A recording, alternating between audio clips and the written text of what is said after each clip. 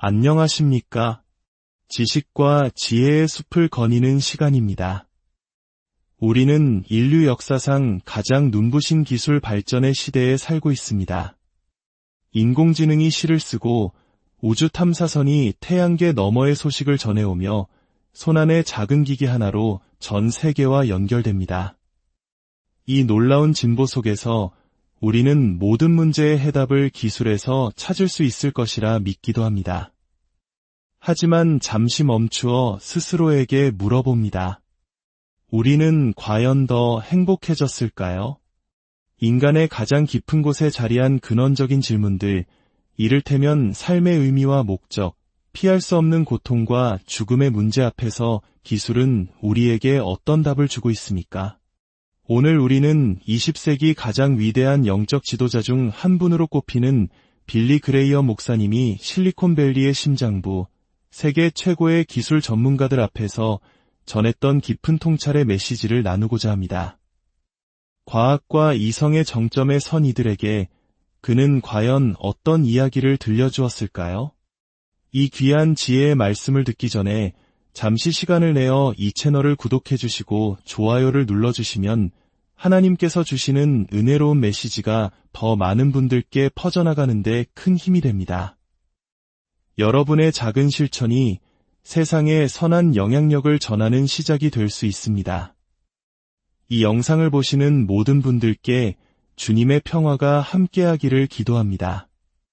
성직자라는 신분으로 이런 기술 컨퍼런스에 서니 솔직히 제가 있어야 할 곳이 아닌 것 같은 기분이 듭니다. 마치 물 밖에 나온 물고기 같기도 하고 하늘을 잃은 올빼미 같기도 하군요.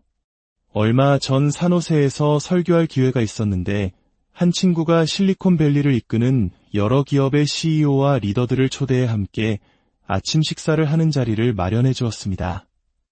그들과의 대화는 제게 엄청난 자극과 영감을 주었습니다.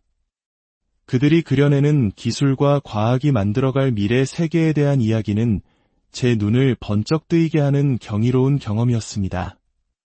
이제 컨퍼런스가 거의 막바지에 이르렀으니 아마 몇몇 분들은 왜 하필 종교계 인사를 연사로 초청했는지 궁금해하실 겁니다. 그 결정은 주최 측에서 한 것이니 제가 답할 일은 아니겠지요. 몇 년 전 필라델피아의 한 호텔에서 엘리베이터를 타고 내려가고 있었습니다. 마침 그 호텔에서 열리는 행사의 연설을 맡았을 때였죠. 엘리베이터 안에서 한 남자가 말했습니다. 이 호텔에 빌리 그레이엄 목사님이 묵고 있다던데, 그러자 다른 남자가 저를 흘끗 보더니 말하더군요. 네, 저기 있네요. 우리랑 같이 타고 있잖소. 그러자 처음 말했던 남자가 저를 위아래로 한 10초간 훑어보더니 이렇게 말했습니다. 이런, 정말 김 빠지는군. 오늘 이 자리에 모인 여러분들께서 저와 함께하는 이 짧은 시간이 그동안의 엄청난 강연들 뒤에 오는 김 빠지는 순간이 아니기를 바랄 뿐입니다. 오래전 동부로 가는 비행기 안에 있었을 때의 일입니다.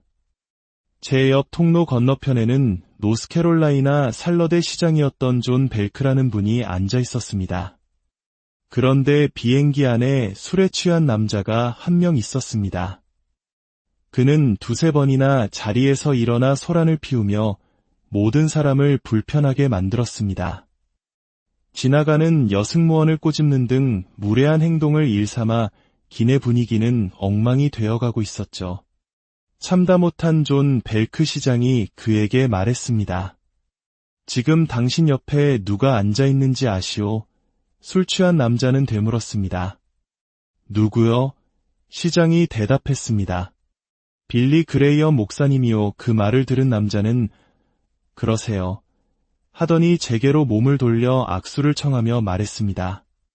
목사님, 당신의 설교가 제게 정말 큰 도움이 되었습니다. 아마 수천 명의 사람들이 그 남자와 같은 방식으로 제 설교에서 도움을 받았을지도 모르겠습니다. 저는 여러분이 기술을 통해 미래를 내다보는 위대한 여정에 함께하고 있다는 것을 압니다. 저 역시 그 시대에 살면서 앞으로 펼쳐질 세상을 보고 싶습니다. 하지만 그럴 수 없겠지요. 제 나이가 벌써 80입니다. 제게 남은 시간이 길지 않다는 것을 스스로 잘 알고 있습니다. 파킨슨병을 앓고 있고 다른 여러 건강 문제도 겪고 있습니다. 하지만 인류가 기술혁명을 겪은 것이 이번이 처음은 아닙니다. 과거에도 여러 번의 혁명이 있었죠. 저는 그중 하나에 대해 이야기하고 싶습니다. 바로 고대 이스라엘 민족이 단 한 세대 만에 근동의 강대국으로 부상하게 된 극적인 변화의 순간입니다. 다윗이라는 인물이 왕위에 오르면서 모든 것이 바뀌기 시작했습니다. 다윗 왕은 그 시대의 가장 위대한 지도자 중 한 명이었습니다. 그는 엄청난 리더십을 가졌고 무엇보다 하나님의 은총이 그와 함께했습니다. 그는 뛰어난 시인이자 철학가, 작가였으며 그의 전투 전략은 오늘날까지도 연구될 만큼 탁월한 군인이었습니다. 다윗 시대보다 약 2세기 전 히타이트 민족은 철을 재련하고 가공하는 비밀 기술을 발견했습니다. 그 기술은 서서히 퍼져나갔지만 그들은 이스라엘 사람들이 그 기술을 들여다보거나 소유하는 것을 철저히 막았습니다. 하지만 다윗은 이 모든 것을 바꾸었습니다. 그는 이스라엘의 철기 시대를 열었습니다. 성경에는 다윗이 막대한 양의 철을 비축했다고 기록되어 있으며 고고학자들은 오늘날 팔레스타인 지역에서 그 시대의 유물을 실제로 발견했습니다. 이제 나뭇가지나 돌로 만든 조잡한 도구 대신 이스라엘은 철로 만든 쟁기와 낫, 괭이를 가지게 되었고 강력한 철제 무기로 무장하게 되었습니다. 단 한 세대 만에 이스라엘은 완전히 변모했습니다. 어떤 면에서 철의 도입이 가져온 충격은 우리 세대가 마이크로칩을 통해 경험한 변화와도 비견될 만합니다. 그러나 위대한 왕 다윗은 곧 깨닫게 됩니다. 기술이 해결할 수 없는 문제들이 여전히 남아있다는 사실을 말입니다. 그 문제들은 오늘날 우리 곁에도 여전히 존재하며 여러분도 저도 아직 그 해답을 찾지 못했습니다. 저는 오늘 기술이 풀지 못한 3가지 문제에 대해 이야기하고자 합니다. 첫 번째 문제는 바로 인간의 악입니다. 악은 어디에서 오는가? 우리는 어떻게 이 문제를 해결할 수 있는가? 다윗은 시편 곳곳에서 인류의 악한 본성에 대해 탄식합니다. 그러면서도 그는 그가 내 영혼을 소생시키시며 라고 노래합니다. 우리가 얼마나 모순적인 존재인지 생각해 본 적 있으십니까? 한편으로 우리는 이 컨퍼런스가 생생히 보여주듯 우주의 가장 깊은 비밀을 탐사하고 기술의 경계를 극적으로 밀어붙입니다. 심해 수 킬로미터 아래를 들여다보고 수백억 년 떨어진 은하를 관측합니다. 하지만 다른 한편으로 무언가 근본적으로 잘못되어 있습니다. 왜 우리는 세대를 거듭하며 세상 곳곳에서 전쟁을 멈추지 못하는 것일까요? 왜 우리는 가족 안에서조차 서로 잘 지내지 못하는 걸까요? 왜 우리는 스스로를 파괴하는 습관의 굴레에서 벗어나지 못하는 것입니까? 인종차별, 불의, 폭력이 온 세상을 휩쓸며 비극적인 고통과 죽음을 낳고 있습니다. 우리 중 가장 지적인 사람들조차 이 악순환을 끊을 힘이 없어 보입니다. 저는 세계적인 IT 기업이나 천재적인 기술자들이 이 문제를 해결하는 데 나서주었으면 좋겠습니다. 어떻게 하면 인간이 거짓말하고 속이지 않게 바꿀 수 있을까요? 어떻게 하면 우리 신문이 기업, 노동계, 스포츠계를 막론하고 온갖 사기와 비리로 가득 차지 않게 할 수 있을까요? 성경은 그 문제의 근원이 우리 안에 바로 우리의 마음과 영혼에 있다고 말합니다. 우리의 문제는 창조주이신 하나님과 단절되어 있다는 것이며 우리의 영혼은 회복이 필요합니다. 그리고 그것은 오직 하나님만이 하실 수 있는 일입니다. 예수님께서는 이렇게 말씀하셨습니다.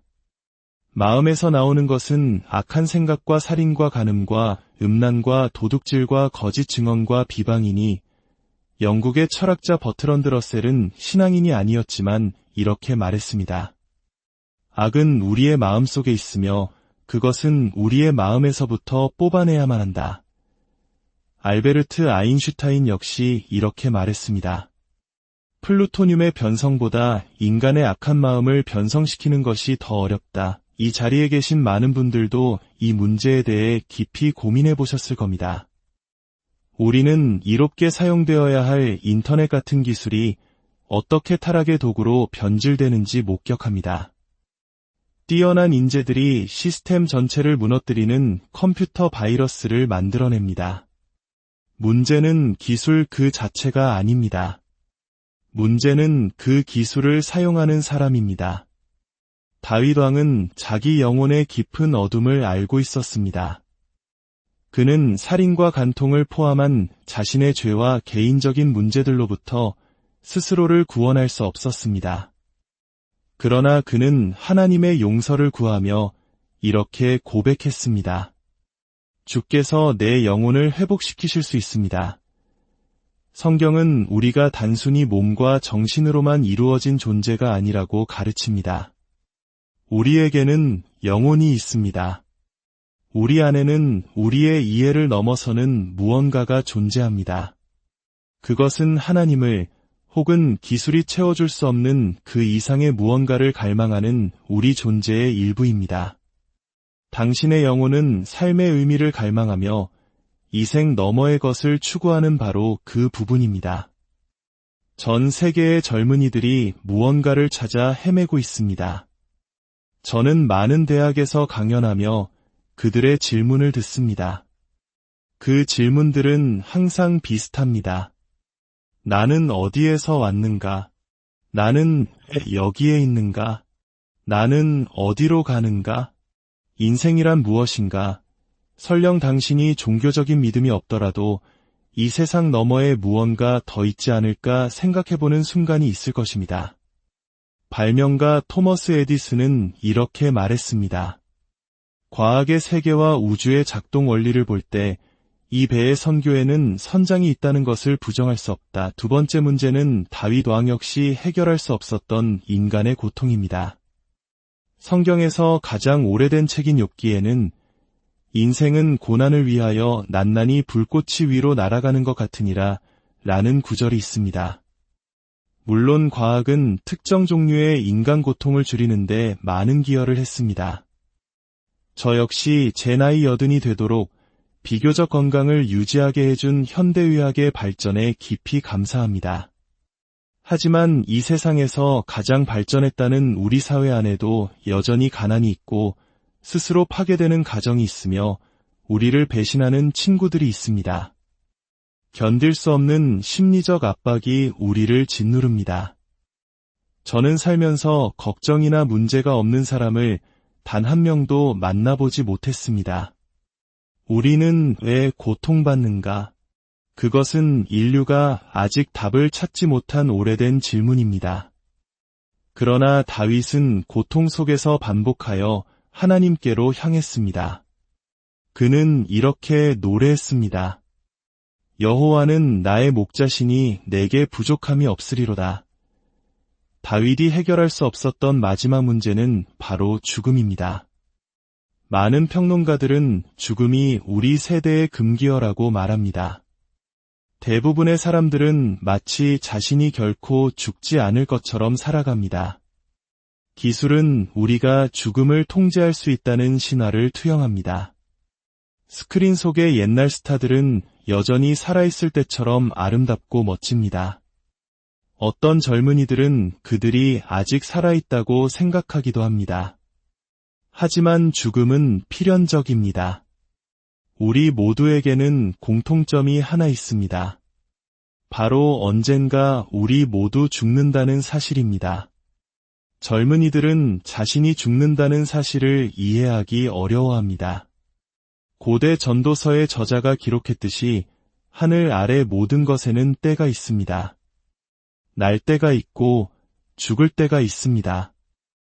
저는 죽음을 앞둔 여러 유명인들의 임종을 지켜본 경험이 있습니다. 그들은 죽음의 공포 앞에서 고통스러워했습니다. 불과 몇 년 전까지만 해도 죽음이란 그들의 생각 속에 존재하지도 않았는데 말입니다. 지난주에 한 여성과 대화했는데 그녀의 아버지는 유명한 의사이자 무신론자였습니다. 평생 하나님을 생각하지도 믿지도 않았다고 합니다. 하지만 죽음이 가까워졌을 때 그는 어느 날 침대에 걸터앉아 간호사에게 병원의 원목을 만나게 해달라고 부탁했습니다. 그리고 생전 처음으로 피할 수 없는 죽음과 하나님에 대해 생각하게 되었다고 고백했습니다. 과연 하나님은 존재하는가? 몇 년 전 한 대학생이 제게 물었습니다. 목사님 인생에서 가장 놀라웠던 것은 무엇이었나요? 저는 이렇게 대답했습니다. 내 인생에서 가장 큰 놀라움은 인생의 짧음이었네. 너무나 빨리 지나가더군. 2차 세계대전 이후 로켓 과학자 베르너 폰 브라운은 이렇게 결론 내렸습니다. 과학과 종교는 적대자가 아니다. 오히려 그들은 자매와 같다. 그는 또한 이렇게 말했습니다. 하나님을 알아가는 과정에서 나는 예수 그리스도의 삶이 우리의 노력과 영감의 중심이 되어야 한다고 믿게 되었다. 그의 삶과 부활의 실제야말로 인류의 희망이다. 독일의 총리였던 콜라트 아데나워를 만났을 때 그는 제게 이렇게 물었습니다. 젊은이, 예수 그리스도의 부활을 믿는가? 제가 네, 총리님, 믿습니다. 라고 대답하자 그도 말했습니다. 나도 믿네. 내가 총리직에서 물러나면 예수 그리스도가 왜 부활하셨으며 그것을 믿는 것이 왜 중요한지에 대한 책을 쓰는데 남은 시간을 보낼 걸세. 프랑스의 위대한 과학자이자 사상가였던 블레즈 파스칼을 아실 겁니다.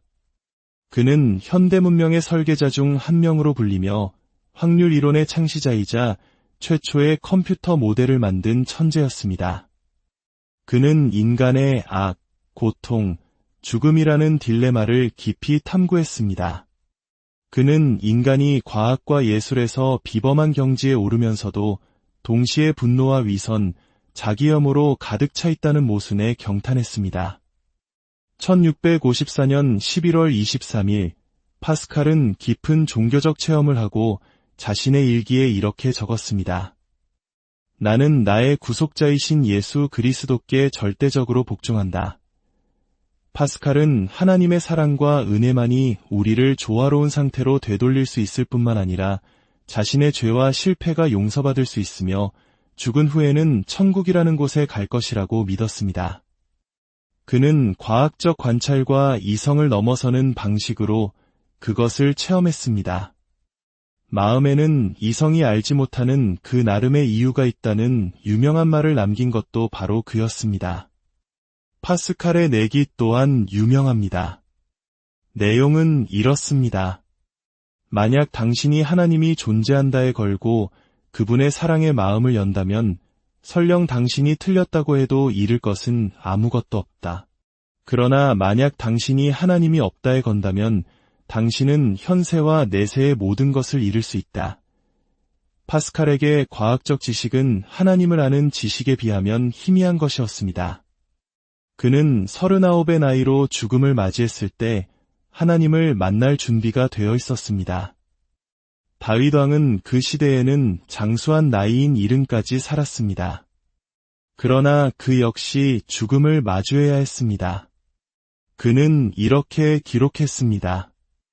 내가 사망의 음침한 골짜기로 다닐지라도 해를 두려워하지 않을 것은 주께서 나와 함께 하심이라. 이것이 바로 악과 고통과 죽음이라는 세 가지 딜레마에 대한 다윗의 대답이었습니다. 그리고 이 대답은 여러분의 것이 될 수도 있습니다. 여러분이 살아계신 하나님을 찾고 그분이 여러분의 삶을 채우시며 미래에 대한 희망을 주시도록 허락할 때 말입니다. 제가 17살이었을 때 제 마음속에 변화가 일어났습니다. 어느 날 저는 그리스도를 정면으로 마주하게 되었습니다. 그분은 말씀하셨습니다. 내가 곧 길이요 진리요 생명이니 상상해 보십시오. 내가 진리다. 나는 모든 진리의 화신이다.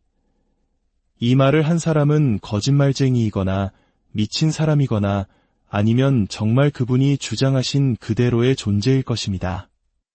이 셋 중 하나일 수밖에 없었습니다. 저는 그 주장을 증명할 수 없었습니다. 실험실에 가져가서 실험할 수도 없었습니다. 하지만 저는 믿음으로 선택했습니다. 나는 그분을 믿겠다. 그러자 그분께서 제 마음에 들어오셔서 제 삶을 바꾸셨습니다. 그리고 이제 저는 준비가 되었습니다. 언젠가 하나님께서 저를 부르시는 그 부름을 들었을 때 그분 앞으로 나아갈 준비가 말입니다. 오늘 이 이야기가 여러분의 삶에 깊은 울림과 위로가 되었기를 바랍니다. 기술이 우리의 삶을 편리하게 만들 수는 있지만 영혼의 깊은 갈증을 채워줄 수는 없다는 사실을 기억하며 우리 각자의 삶에서 진정한 해답을 찾아가는 여정이 되기를 소망합니다. 여러분의 삶에 하나님의 풍성한 은혜와 평강이 늘 함께하시기를 진심으로 기도합니다.